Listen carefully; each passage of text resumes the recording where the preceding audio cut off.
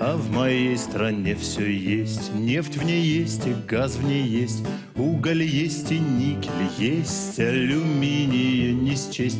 Есть в ней золото, алмазы, изумруды и топазы. Как же так? В стране все есть, а народу нехер есть.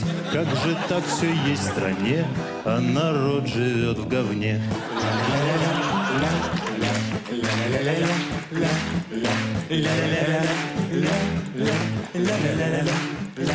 А в моей стране все есть. Есть зерно и мясо есть. Есть лосось и осетры, в них полным-полно икры. Есть и овощи, и фрукты, и молочные продукты. Как же так продукты есть, а народу нехер есть? Как же так все есть в стране, а народ живет в говне?